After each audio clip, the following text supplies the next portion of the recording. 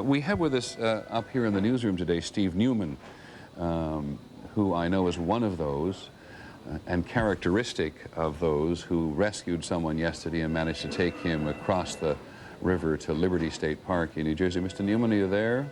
Yes, I am. Just please, if you wouldn't mind, you look a lot fresher today than I bet you did yesterday. That's for sure.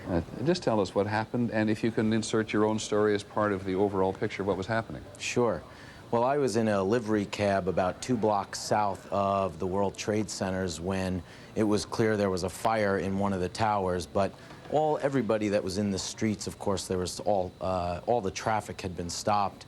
Nobody really understood what was going on other than that there was a fire. It was, shortly thereafter that the plane flew above and everyone heard it and saw it go right into the South Tower, where pretty much a lot of fear and terror started overcoming, and seas of people started flowing south down West Street. That's the point that I got out of the car and headed over towards the water, heading west. And as I was doing that and got to the west side of the street, I saw an individual coming down that was clearly, he was completely burned from head to toe, and all of his skin had come off his forearms and his face, and his hair was all gone, and looked a little disoriented. So he seemed to be on his cell phone, either talking to somebody or trying to reach somebody. And I asked him what happened. What was amazing about his story was that he was in the lobby of World Trade Center 1 when the first plane hit.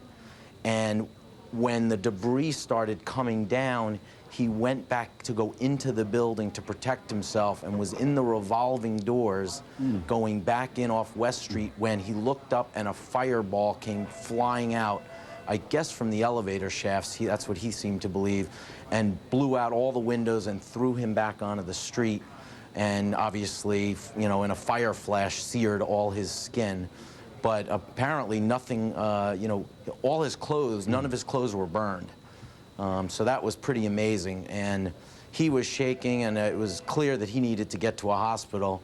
And realizing what was going on, I said, the only way you're getting to a hospital is to get over to the other side of that river. How did you know at that point that, because there was quite a movement from this tip of the lower west side of Manhattan across to Liberty State Park in New Jersey, how did you know to get across to New Jersey and not go somewhere else in New York City? Well, I worked down in the World Financial Center, which is where I was heading to, and I know it's about a 10-minute walk to a subway.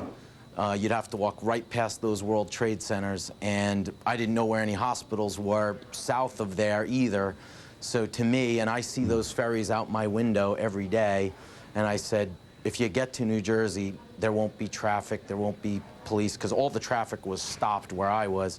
That seemed to me to be the only way to get this guy to a hospital, and it was clear that he was going to be going in a shock soon, and so it just, that just was the most logical thing that appeared to me, that we had to get him over to one of those ferries. We saw a lot of ferry traffic on the Hudson River as it now spills down there into New York Harbor itself. And was there just simply a lot of movement of people going over and getting on ferries? Did ferries show up to help people?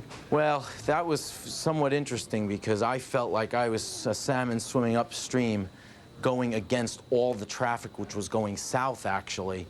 And what was also very surreal is seeing all these people coming down crying, but no victims. The only victim I ever saw was this one individual. And the entire time I walked him all around the boat basin, sat at the ferry. There must have been several hundred, maybe 1,000 people waiting to get on the ferries. We cleared them out and were able to get Ken was his name, get him onto the ferry and across the river.